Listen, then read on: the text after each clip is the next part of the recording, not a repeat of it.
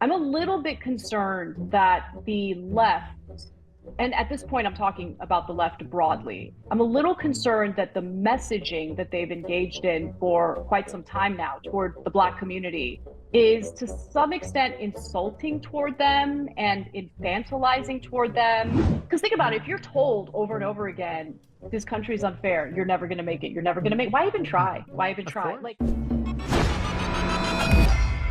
Generally, when we're talking about socialism on the stream, we're not really talking about economic socialism. Though it comes up, I mean, at least I'm usually talking about cultural socialism and kind what, of the okay, idea what of, is that? I want you to well, yeah, explain okay, what that is. that's good. Yeah.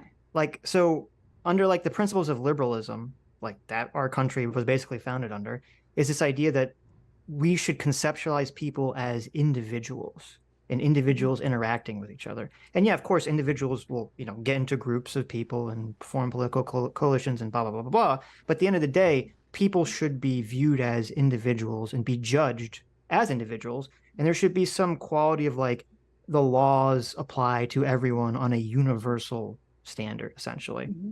where the more sort of like socialistic cultural idea is don't view people as individuals.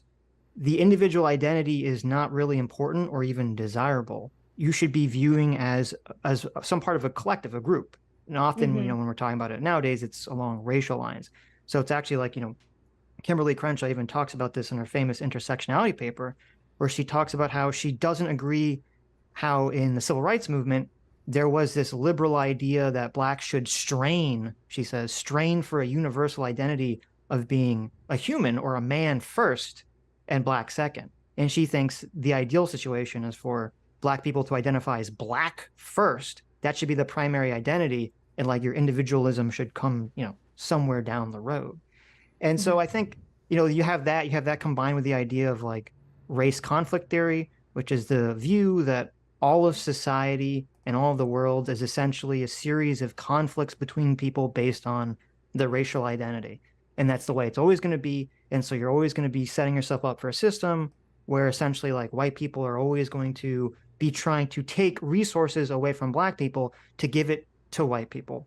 And the thing is, I mean, obviously there was a time period in our history where that was going on, but I don't think I don't think the average American's walking around like, I want to take resources from black people to give to my fellow white person. Like, I think people generally want, they want resources for themselves as individuals. And I don't think, number one, I don't think people think in these kind of like group racialistic terms to the extent that a lot of people on the far left seem to think. And Some number do, two, definitely. yeah, some do, but I don't think it's anywhere like I don't think it's Racist. the average thing.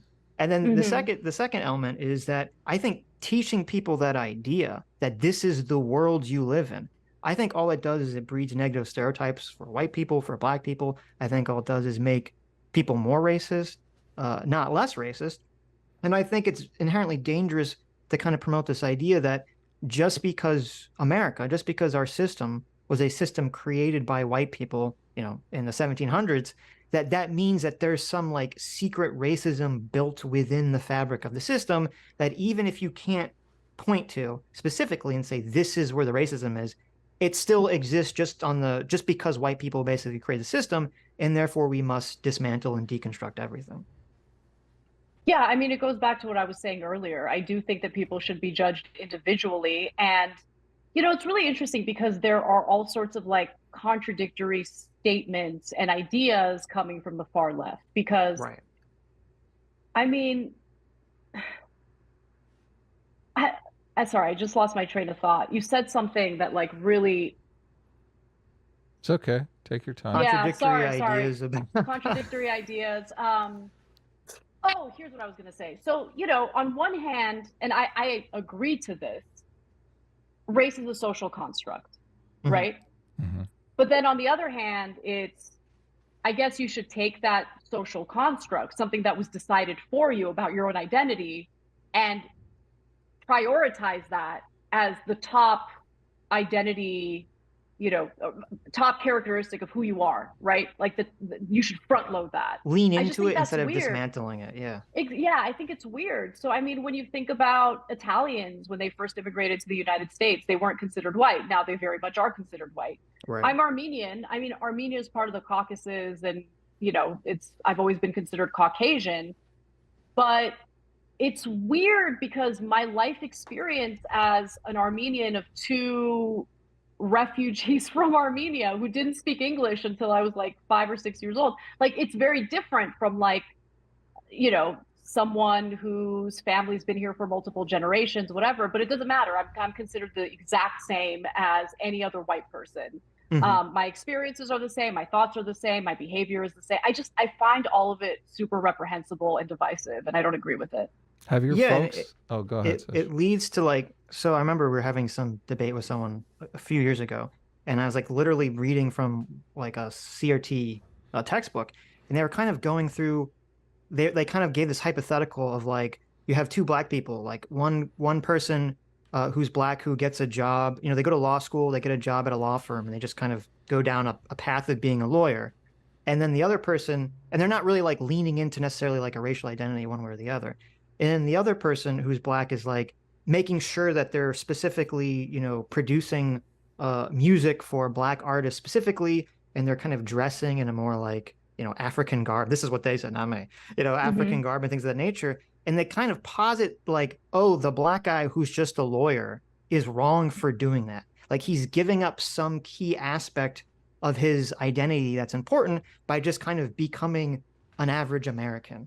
And to me, just having like front loading your racial identity is like saying like, oh, there's some core part of your identity that's embedded in your race specifically that should dictate your behavior. I mean, to me, this is just like, that's just asking to make everyone racist. Yeah, I don't agree with that at all. And like, I get those pressures, I mean, I felt those pressures as an Armenian, right? From the Armenian community. And I'm my own person, I love my culture. I love everything about it, but at the same time, I was born in the United States and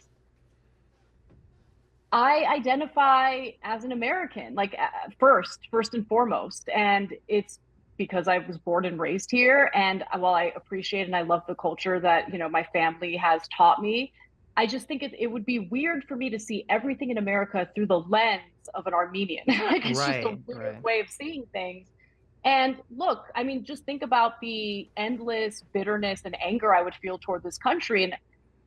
And I think to some extent it's justified, but I just refuse to have that kind of mindset. Like America still does not officially recognize the Armenian genocide, right? So if I would never take that and make myself some sort of victim in America because of what the government refuses to acknowledge. I think it's gross that they refuse to acknowledge it, but I also understand the geopolitical pressures that inform the decisions that our federal government make, right? We are close allies to Turkey, a NATO ally, even though currently, from what I've read, Turkey is kind of playing both sides of this Russian invasion in Ukraine, supplying some weapons to Russia, which I think is a bit of a problem. But anyway, that's beside the point. My point is, you can take some of the injustices in the world or in the country you live in and have that inform every decision you make and have that impact your mentality in regard to what you can and can't accomplish, right? And I think to some extent, and I haven't fully formed an opinion on this, right? It's just something that I'm leaning toward and I want to explore it more.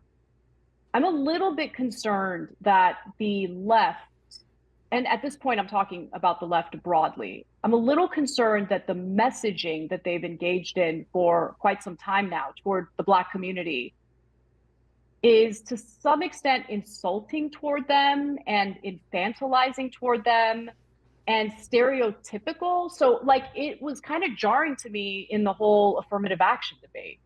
And there seems to be this like weird agreement that I don't agree to, that like, oh my God, if we don't have affirmative action, Black people could never get into colleges or universities. Yeah, that's so bad. And I just don't like, I don't know, that rubs me the wrong way.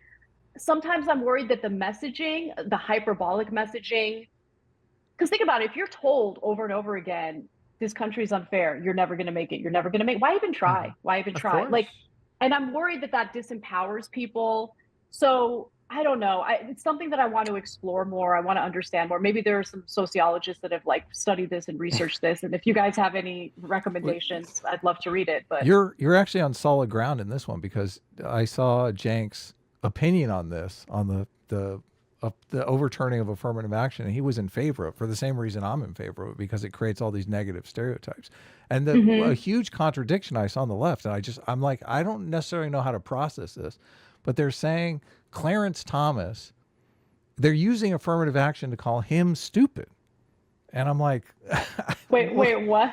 Well, yeah, I mean, they're saying you're playing into Jake's argument there, yeah, right? Totally. They're saying, look, he benefited from affirmative action, and that's why obviously he's wrong about this. He's stupid. I'm going, this is the problem. This is totally the problem. So it seems like on the affirmative action one, you're definitely on firmer ground because you got Jank on your side. So it's the other places where you have to beat Jank up. Hi, you just listened to a clip from the Sitch and Adams show. If you like what you heard, you can listen to our live show right here on this channel on Sunday, starting at 1 p.m. Pacific, 4 p.m. Eastern. And if you want, you can super chat us. We read $20 and up super chats on the show, and then do a follow-up stream on the following Tuesday where we read the rest of the unread super chats and interact with fans of the show. Subscribe to this channel right here to listen to the live show or to listen to more of our awesome clips.